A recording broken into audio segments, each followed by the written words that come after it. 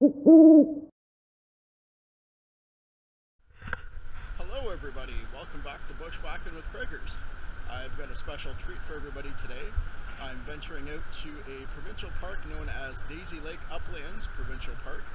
It's located on the 17 East bypass on the western side, I guess, if you're heading towards the south. It is an unused park. There's no camping permitted on the park, but there's a small triangle of land that I can camp on that's Crown land. That's where I'm headed for today. So I've got to hike through the provincial park to get to the Crown land part of it. So a lot of the terrain out here is very, very wooded. There's no path, no hiking trails, no nothing around. So I'm very much blazing my own trail right now. The provincial park itself was put together early in the, I believe it was in the 70s, to help out with the reforestation from the devastation that the mines have done in the area over the last century.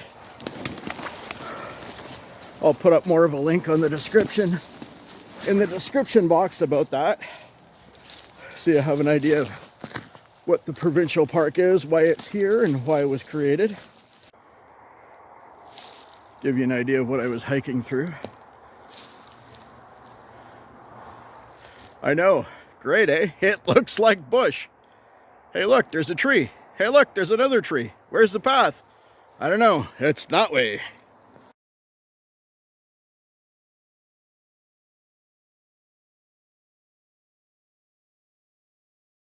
Holy smokes, everybody, you finally made it. It took about an hour and 10 minutes of a hike over mountains and rocky outcroppings and up the hills and down the hills, and oh my lord.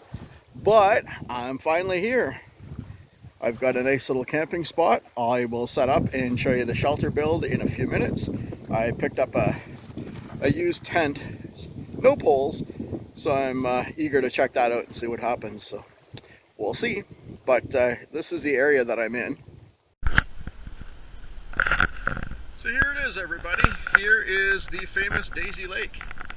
It stretches out quite a bit down to the left and to the right. I'll show you that in a few minutes. And this looks like it's going to be home for today. Not quite sure how I'm going to set it up. You'll see in a few minutes how it's done. We're back. So the tent was a little finicky to put up. I was trying to rig it up on a couple of bipods going across the front, the back, and then stringing a couple of uprights on either side. Unfortunately, that plan didn't work right, so this is what I ended up doing. I strung a ridge line across the top, across the two tie-outs on either end. I just made a couple of loops, tied up the roof so it wouldn't, it was nice and reasonably tight, and then just tied the rest of that to the trees and the knots, just added stability there. The sides peg off. There's a couple of tie-outs on either side here, so I just tied them and adjusted them accordingly on either side. It actually makes a fairly decent little trapper shack. There's a window on the back here. Where's my finger? Window on the back here I can open up. I may check it out for a winter tent later on. I'm not sure yet. We'll see how well it holds. We may be expecting some rain later on, so fingers crossed.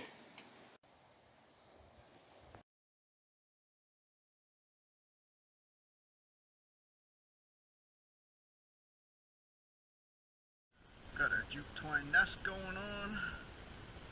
Feel like a little birdie here.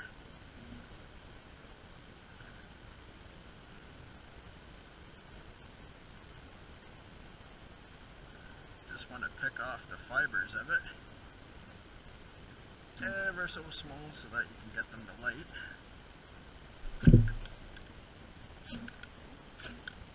There you go.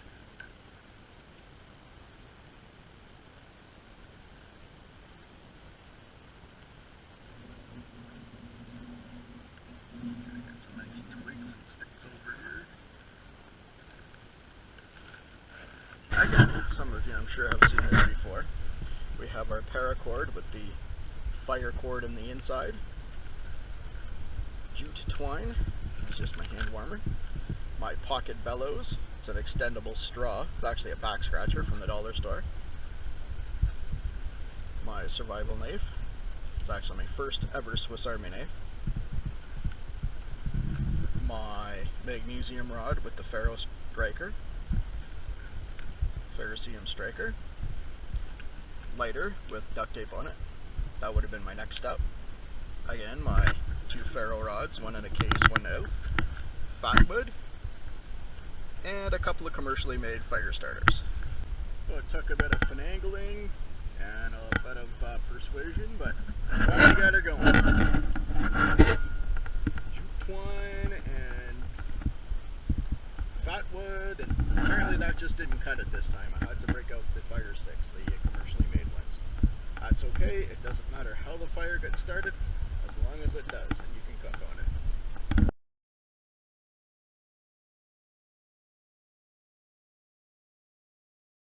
So what I did is I just rested the cup in the coals and a little bit in the flame, and we'll just let her go, and usually takes about 10 minutes or so. I'm kind of early, usually I'll wait for a bed of coals to go first and then put it in, but I just want my coffee. I need my coffee fix. Hey everybody! Dinner tonight is going to be shepherd's pie.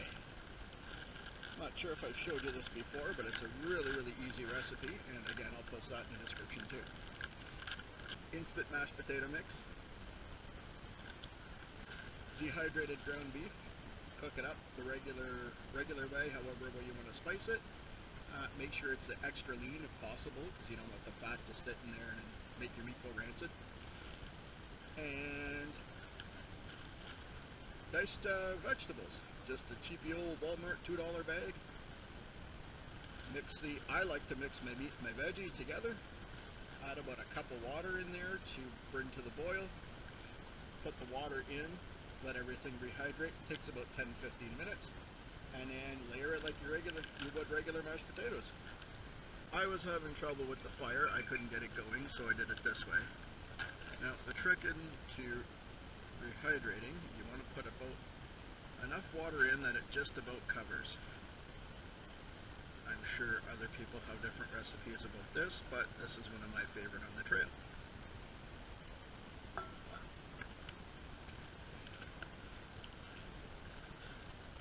And then let that rehydrate.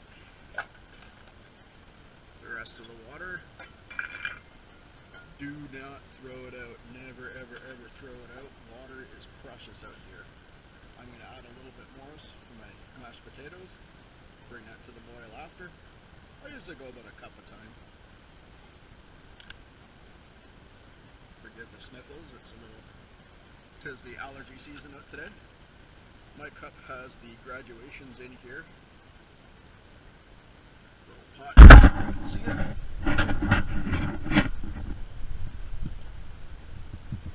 I know 250 milliliters is 1 cup.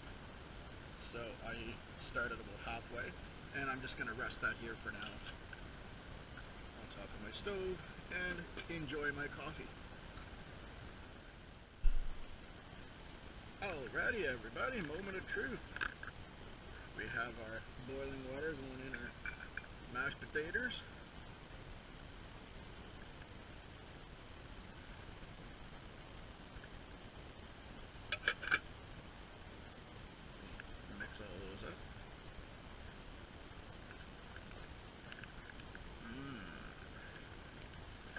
About 15 minutes now, maybe a little bit longer. Chewy goodness should have been reconstituted by now, and then I usually will burn whatever garbage is left. That's nicely reconstituted. And the mashed potatoes.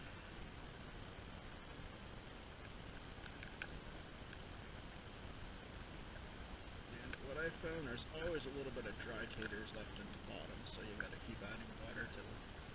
Otherwise they just powder up.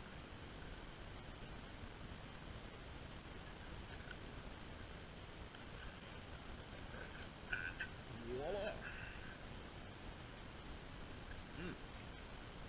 Add a little bit. Add a little bit of water over the top.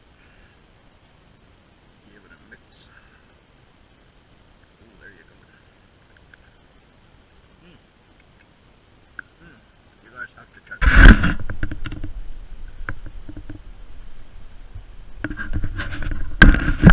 Rude to eat in front of the camera, but I'm gonna do it. This is just so good. Check this out.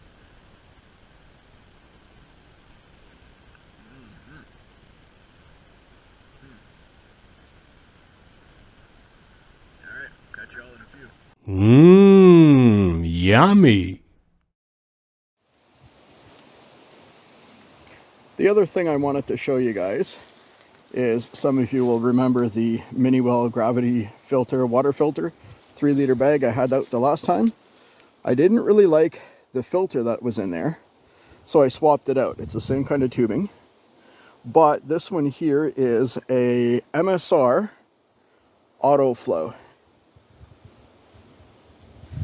It's an inline filter as well, so dirty water comes in, clean water comes out. It had a second sponge at the bottom just to keep debris out, but I took that off just so the hose will fit on better. MSR Autoflow water filter cartridge. Check it out. Links in the description box. What do you think of it? So everything's working out so far. A little disappointed about the fire. Can't really get it going.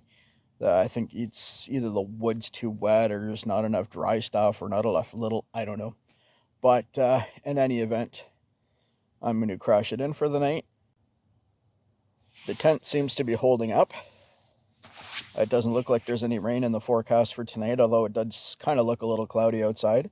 I'm debating about stringing up the emergency tarp over top it just to act as a bit of a rain cover.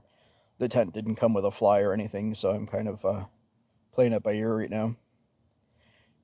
If you like the video so far, please do me a favor. Please help me out and like the channel, like the video, subscribe to the channel, and keep me in the feed. Thank you very much for all of the subscribers. The channel just seems to be growing every week. We've still hanging on that 19 mark, so one more person, come on, one more person, break me 20. Please, please, please, I beg you. No, seriously though, thank you everybody for watching the videos, for keeping me alive, keeping the channel surviving. It's pretty much just a hobby of mine, really. I like going out and exploring. I like checking out new trails, being in the bush. So I am having fun documenting everything. And really, I can't do this without you guys, without your support. So please like the videos and subscribe to the channel. If not, I mean, hey, just watch the videos and have some amusement. Enjoy yourself and experience life outside through me and through others. I do like tagging other people in the channel, other channels as well. I get a lot of tips and tricks from different survivalists, different survival instructors. So yeah, I'll tag them any chance I can and help promote their channels.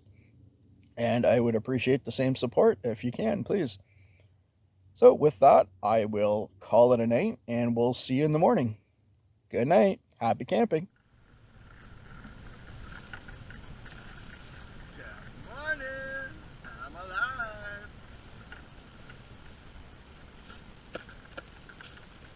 Shake the old bugs out of the boots.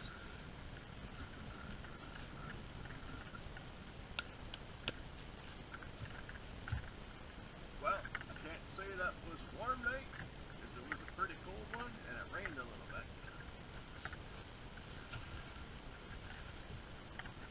But that's okay. My sleeping bag kept me nice and warm. Breakfast is the most important meal of the day. Hopefully you can hear me over the low volume on the mic. To that, I will be having bacon and eggs for breakfast. Check this out. These are freeze-dried eggs from a company called OvaEasy.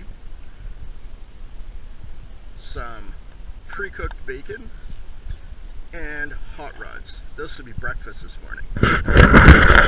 Breakfast of champions.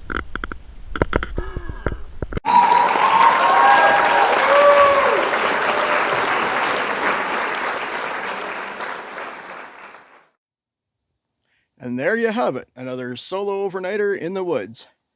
I'm all packed up, ready to hit the road, a lot earlier than expected, but considering it's Thanksgiving weekend, I'm going to go back and help out and get ready for dinner tomorrow. If you like what you see here in the video, please give it a thumbs up, hit that like and subscribe button, and follow the channel. Keep me in the feed.